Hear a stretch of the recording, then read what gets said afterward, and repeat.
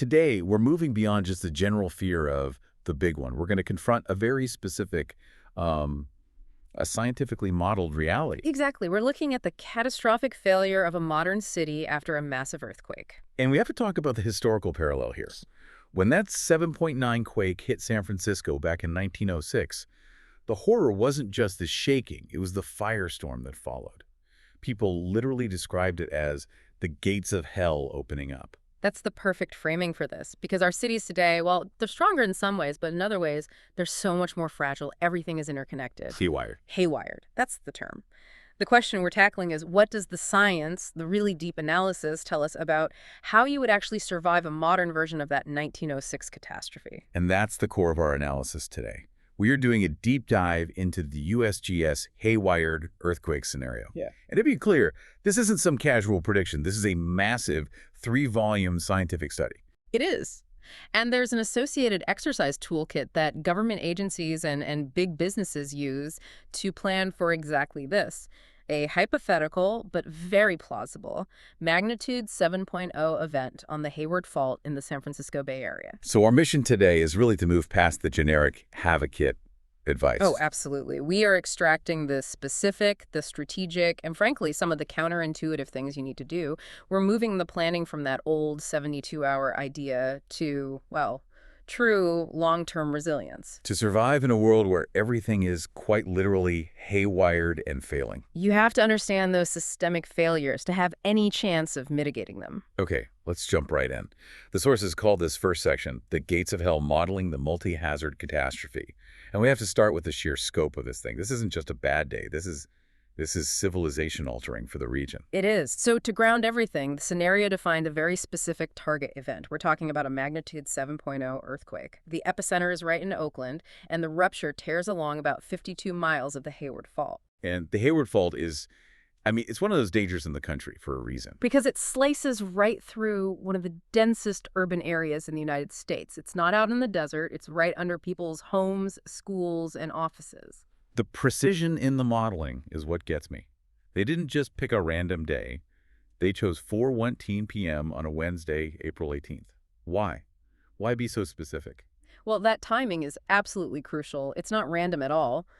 It's chosen to create the maximum logistical nightmare. The afternoon commute. The peak of the afternoon commute. You have schools getting out, offices emptying. The entire population is spread out across the most vulnerable infrastructure we have.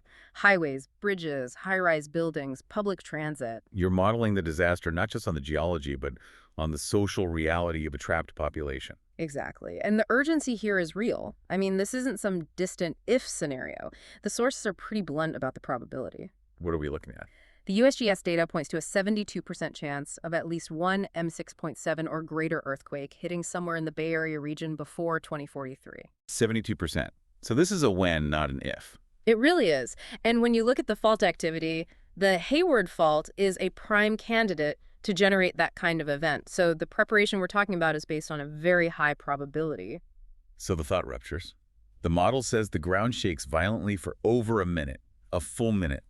But the shaking is just the start, isn't it? It's just the overture. That's the perfect word for it. It's the overture to this massive multi-hazard environment.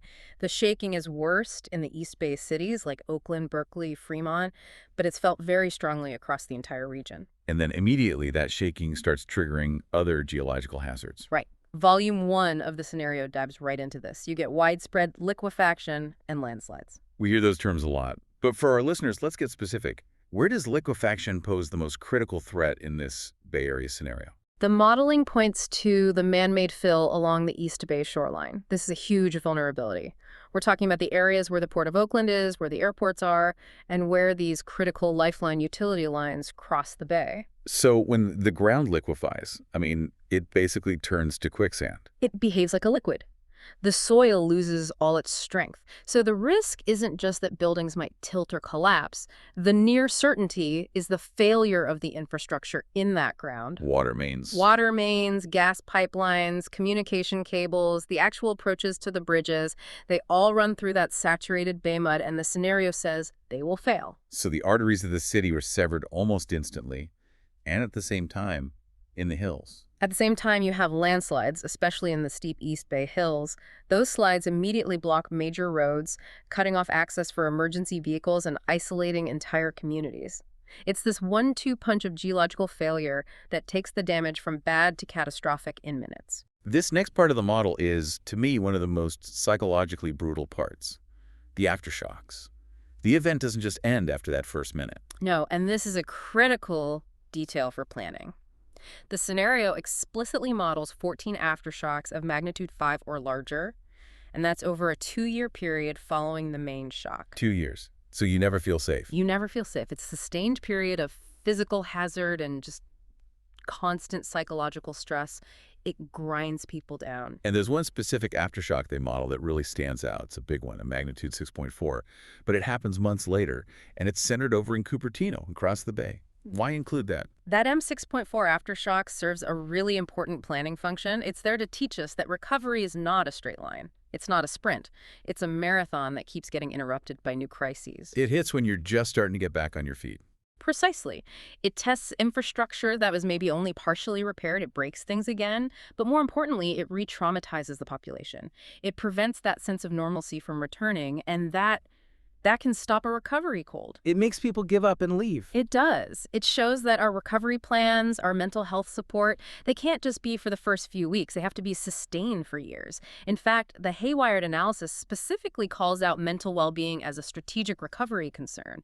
You can't rebuild a city if your workforce is suffering from chronic anxiety and PTSD. Which brings us to the cascading failures. This is the HayWired element. This is where our modern interconnected world becomes our greatest enemy. It's the ultimate double-edged sword. That interconnectedness is efficient in normal times, but in a disaster, it creates systemic vulnerability. The failure of one system causes another to fail, and another, and another. Like dominoes. Exactly like dominoes. The initial human toll is already high. They estimate 800 deaths, 18,000 injuries, but look at the specific rescue demands. The numbers are staggering. 2,500 people trapped in collapsed buildings. Right, which are huge, intense, localized rescue efforts. But then you have this other number. 22,000 people trapped in elevators. 22,000. That number alone tells you everything you need to know about the paralysis of the urban core.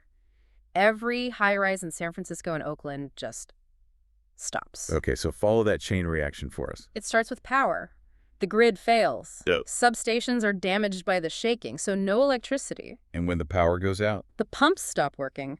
The pumps that move our water. So no power means no water. No potable water. The analysis projects that residents of the East Bay could lose water service for 6 weeks. 6 weeks. And in some of the hardest hit areas, especially those relying on pipelines through those liquefaction zones, it could be 6 months. 6 months without running water is, I mean, that's not an inconvenience. That's a forced migration event. You can't live like that. You can't. And at the exact same moment, your clean water disappears, your sanitation system fails. The sewers. Wastewater and sewer lines are expected to break immediately. Pipe shear, liquefaction, it's a guaranteed failure. So you have no clean water coming in and no way to get waste out. That creates an immediate acute public health crisis from hour one. That's the core of the HayWired collapse right there. Power to water to sanitation. That's the trifecta. And beyond the physical collapse, the financial shockwave this sends is, it's almost hard to comprehend. The model estimates over $82 billion in direct losses. In 2016, dollars, yes. So it would be even higher today. The economy of one of the world's richest regions is just instantly shattered. But this is where the analysis provides one of its most terrifying insights. It's not just the initial loss, it's the complete lack of a financial safety net to recover from it. This is a crucial point from the core logic study cited in the documents. It looks at what happens after the shaking stops, financially. And the number that just jumps off the page is this. Only 9% of residential damage is projected to be covered by insurance. 9%. Just 9%. How is that even possible? Why is the gap so enormous? Well, there are a few systemic reasons.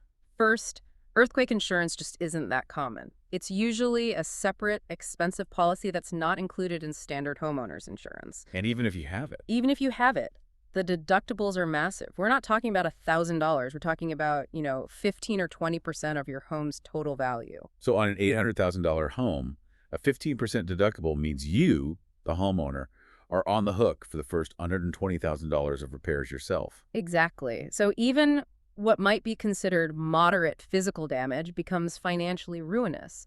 Your house might be standing, but you can't afford to fix it. So even for the tiny fraction of people who are covered, the mechanism of the insurance itself prevents them from recovering. For most, yes. It's this combination of low coverage, high deductibles, and the expected slowness of any federal aid.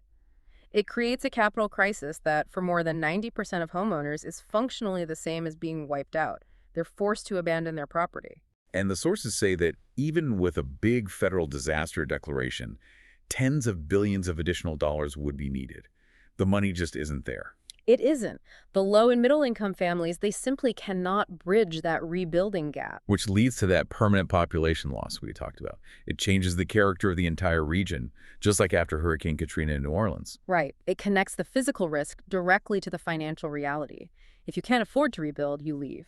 And suddenly, the failure of the financial system to cover the cost becomes a second silent disaster that unfolds over months and years. But there is one threat that multiplies everything else. The one event that truly turns this from a disaster into an apocalypse. And that's fire-following earthquake, the FFE. FFE is the defining complication. It's the 1906 scenario all over again, but with modern vulnerabilities. The modeling shows these widespread fires could add another, $30 billion in losses, displace hundreds of thousands more people, and kill hundreds more. So why is it so unstoppable in this scenario? We have modern, highly skilled fire departments. Their skill becomes almost irrelevant when the system they depend on completely collapses. The sources are crystal clear on how this unfolds. So what happened? Within the first few hours, you could have hundreds of separate fires ignite simultaneously. Ruptured gas lines, electrical shorts, things tipping over. Now, at the same time, the Bay Area's water system relies on about 17 major regional pipelines. And the scenario predicts. It predicts that 12 of them fail at the same time. They're severed by the fault rupture and by liquefaction. So the fire hydrants run dry. Essentially, yes. The fire departments are left with no centralized water supply at the exact moment they need a massive volume of it to fight hundreds of fires that are starting to merge into firestorms. And at the same time, the roads are completely blocked. Correct. The 4:18 p.m. timing means stalled traffic everywhere. Add in collapsed overpasses, debris, and those landslides in the hills.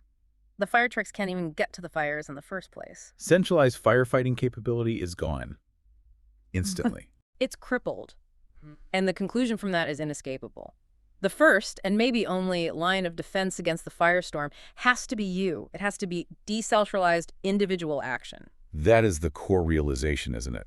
If the entire system, water, power, roads, emergency response, if all of that is guaranteed to fail, then survival has nothing to do with waiting for help. It's 100% dependent on what you do before the ground ever starts to shake. That's it. Which brings us to the next phase, strategic preparedness, how you mitigate these vulnerabilities before the shock. The prepare phase. So given this guaranteed systemic collapse, where do the planning documents tell us to focus our energy?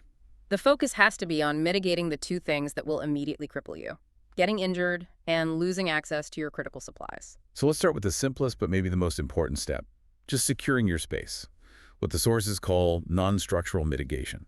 We're talking about strapping down bookshelves. It sounds so basic, but this action is identified as one of the most critical pre-event strategies. You have to secure heavy, movable items: bookshelves, filing cabinets, TVs, microwaves, anything heavy that can fall. Why is this so important in a big, minute-long quake? It feels almost trivial compared to the building collapsing. Because the building probably won't collapse if it's modern, but everything inside it becomes a projectile. Non-structural things, falling ceiling tiles, light fixtures, and all that furniture cause the vast majority of injuries in earthquakes. So fewer injuries means more people able to help themselves and others. Exactly. It keeps your family, your team, functional for self-rescue. But there's a second reason that's just as vital for the long-term plan. It preserves your supplies. Yeah. Think about it. That heavy bookshelf you didn't secure, it's going to fall over and crush your carefully stored 14-day supply of water, your first aid kit, your radio. All that preparation is instantly useless. So securing the cabinet isn't just about the cabinet. It's about protecting the water that's next to it. That's the connection. That's the connection. Your mitigation actions directly translate into preserved survival capacity. Okay, let's pivot to the longer-term reality, recovery. The models show it's going to be a bureaucratic nightmare, so we need financial and document resilience. You do, because post-disaster life is chaos. And in that chaos, The people who can prove who they are and what they own are the ones who can start to recover. So what does that preparation actually look like? It means you need pre-organized, redundant documentation. Your go bags, your home kits, they must have waterproof, secure copies of your vital documents. Like what specifically? Insurance policies, for sure, especially any earthquake or fire policies. IDs, birth certificates, social security cards, titles to your car and home, bank account information, a list of important phone numbers. And the logic here is that if you can't prove who you are, you basically don't exist in the eyes of the recovery agencies. Pretty much. The sources point to economic impact and the failure of payroll as huge recovery challenges. If you can't access your ID, you can't get aid, you can't open a temporary bank account, you can't verify your employment to get paid. And you need both physical and digital copies, I assume? You do. Have scanned copies on a password-protected thumb drive, and also have physical, laminated copies in your kits. The power will be out, the internet will be down, so you can't rely on the cloud. This really shows the layered defense you need. Physical safety, then the financial and bureaucratic survival. That's right. Okay, let's talk about communication. It's the ultimate lifeline, but the analysis is grim. The networks are going down. Massively vulnerable. This is maybe the single most important behavioral change that the scenario demands from people. The expected reality is that the cell network will be instantly saturated.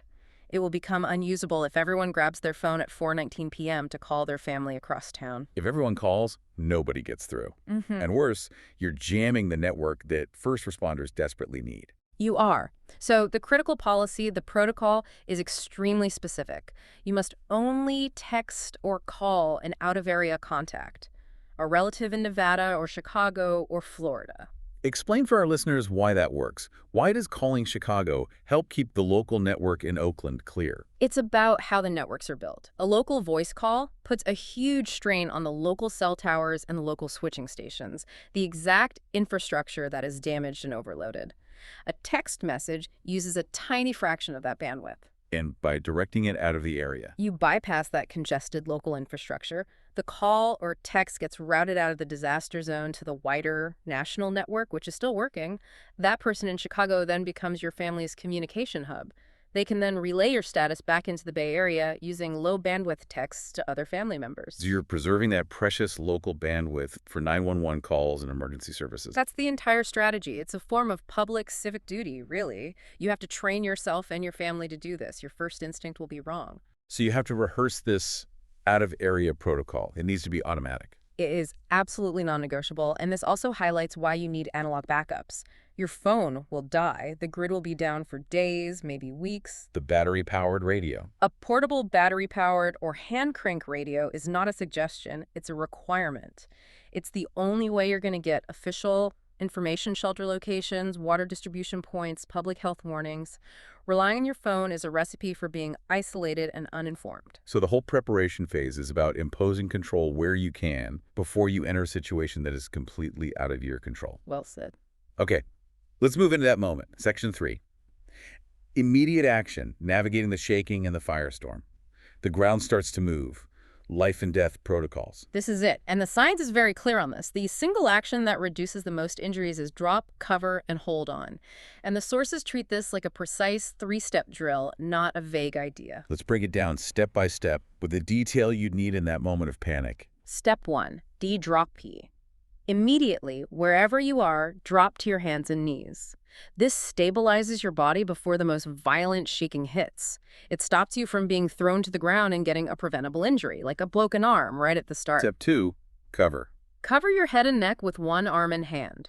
Then, crawl under a sturdy desk or table if one is nearby. It needs to be something that can protect you from falling debris.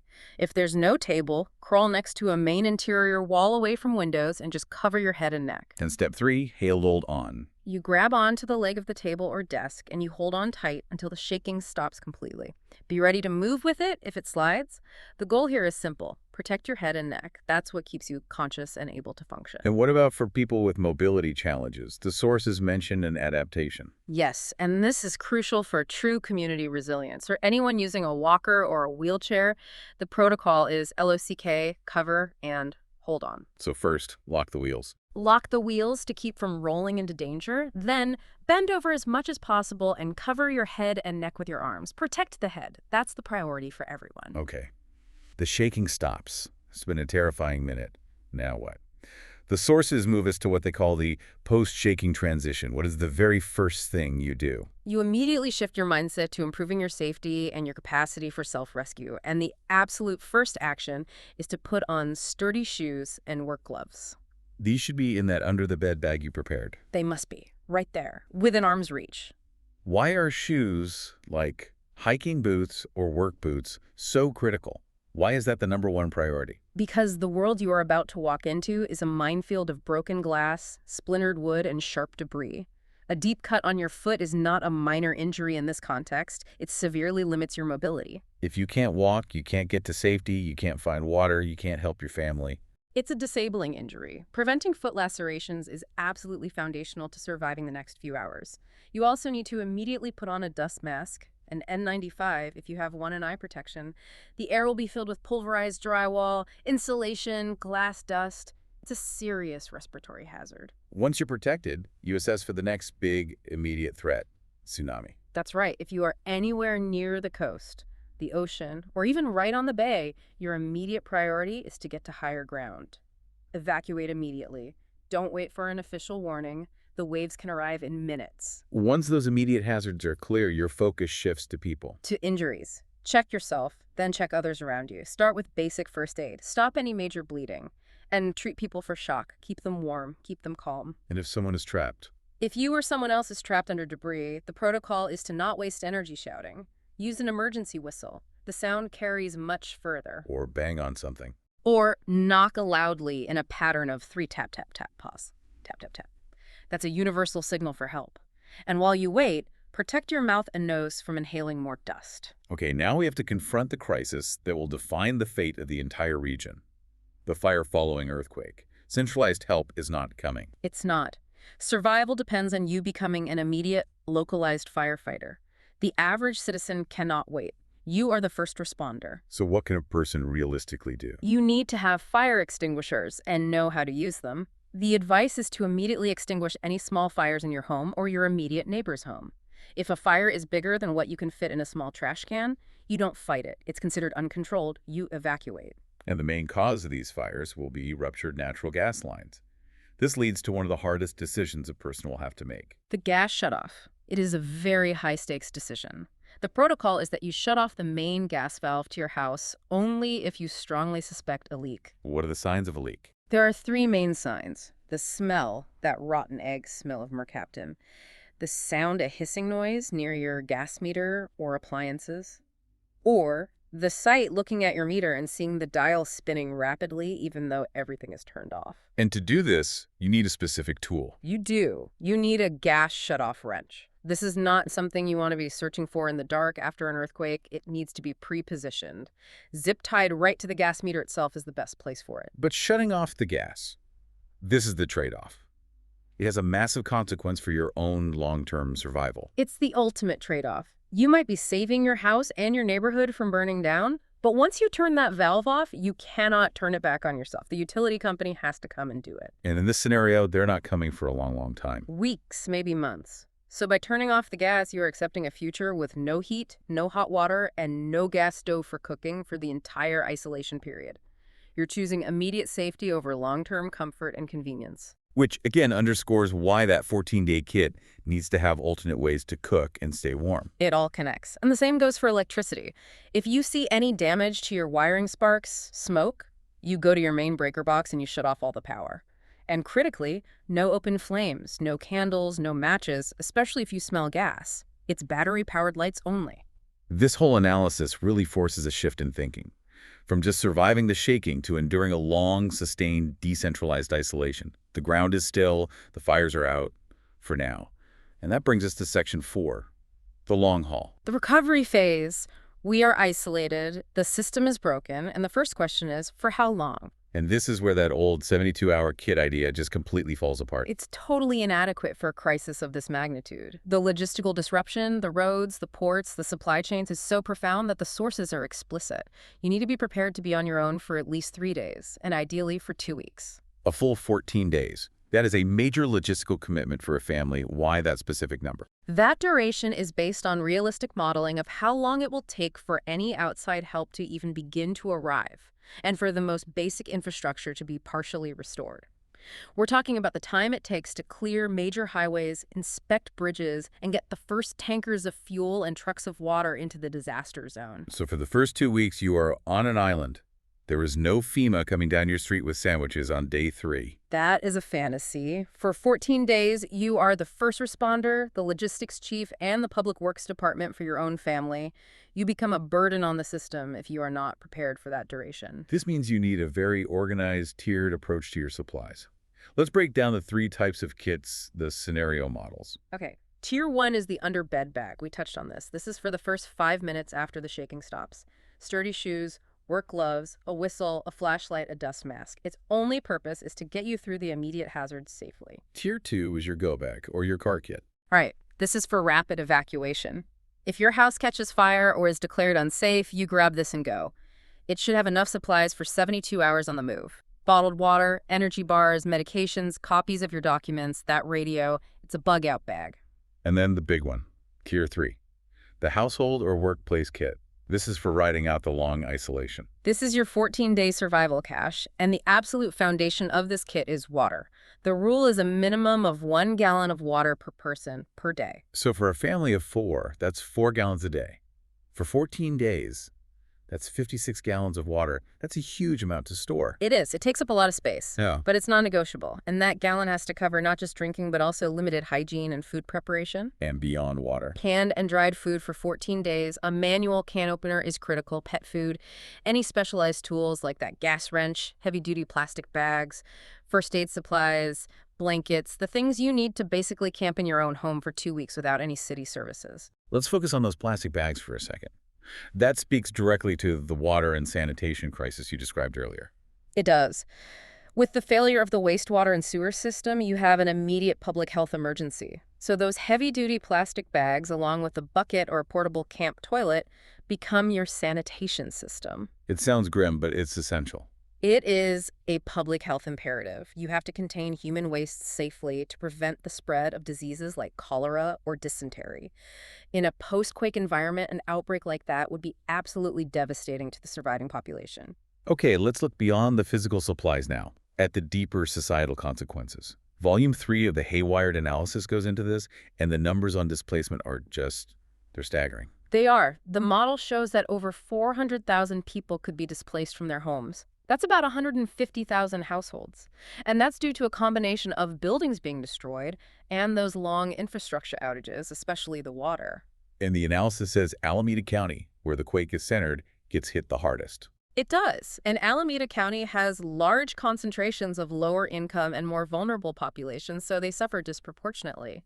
For them, finding new housing in the absurdly expensive Bay Area market is impossible. So displacement for them likely means leaving the region forever. The disaster doesn't create these vulnerabilities, it just brutally exposes and accelerates them. Exactly right. And this unraveling of the community fabric leads right back to the economy, to businesses trying to recover. It does, because a business is just a building and equipment without its people.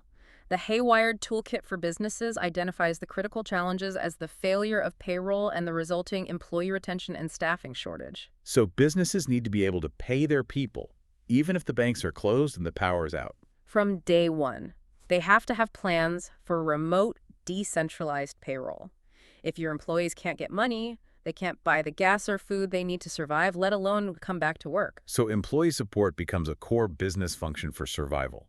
It does. A company might have to provide temporary housing, food, water, fuel, whatever it takes to keep their essential human capital from leaving the region. The brain drain, the loss of skilled workers, could be a bigger long-term financial hit than the physical damage to their buildings. And finally, that brings us back to the psychological toll. The analysis makes it clear that mental well-being isn't nice to have. It's a strategic economic priority. The trauma from this event, the quake, the fires, the aftershocks, the isolation, will be immense. The report explicitly states that businesses must anticipate high rates of PTSD, anxiety, and depression in their workforce. So mental health support has to be part of the disaster relief package from the very beginning. It has to be. You can't rebuild an economy with a traumatized and broken workforce. It's a core component of resilience. This has been an incredibly powerful synthesis of the data. The HayWired scenario shows us that survival isn't about the 72 hours after the quake. It's about the financial, psychological, and logistical infrastructure that has to support you for the 2 weeks and the years that follow. That is the fundamental shift in perspective. You have to stop thinking about avoiding the quake. You can't. You have to start thinking about accepting the reality of total systemic failure and planning for a period of decentralized 2-week isolation that is based entirely on your own preparations. So if the system is designed to fail, what is our single most important defense against the firestorm and the infrastructure collapse? The key defense is rapid, decentralized individual action at the local level. It's that simple and that hard. It's you with your pre-positioned wrench shutting off your gas line. It's you with your fire extinguisher putting out a small fire on your porch before it becomes a big one. It's you with your 56 gallons of water not needing to stand in a line for a bottle of water on day 5. The entire regional recovery balances on the actions of individuals in those first few hours. This deep dive has laid out the threat, but also the specific actionable things we can do to face it. But the scenario leaves us with one last, really provocative thought that goes way beyond just physical preparedness. Right? We talked a lot about that devastating statistic, that only 9% of residential damage will be covered by insurance. The financial safety net just isn't there. Which guarantees a massive, permanent outflow of people from the region. And this raises a huge question. If we know from this rigorous modeling that the cost of rebuilding is astronomically higher than the insurance coverage available for 9 out of 10 families, should we be rethinking what preparedness even means? Meaning, maybe we're too focused on the physical stuff, the water, the kits, and we're ignoring the bigger threat. Exactly. Should we be prioritizing massive, coordinated financial and insurance solutions before the disaster? Should we treat the lack of financial resilience as the single greatest long-term threat to the community's survival? Because if we can't afford to rebuild the physical environment, the human cost, measured in permanent population flight. That may be the longest-lasting casualty of the HayWired event. The true disaster isn't the collapsed buildings, it's the hollowed-out community that's left behind because no one could afford to stay and rebuild. That's a profound challenge to think about. How do we engineer financial resilience before the ground ever shakes? Thank you for guiding us through this essential and sobering material. That was my pleasure. And thank you for joining us for this deep dive into the HayWired earthquake scenario. We hope this knowledge empowers your own preparation. We'll see you next time.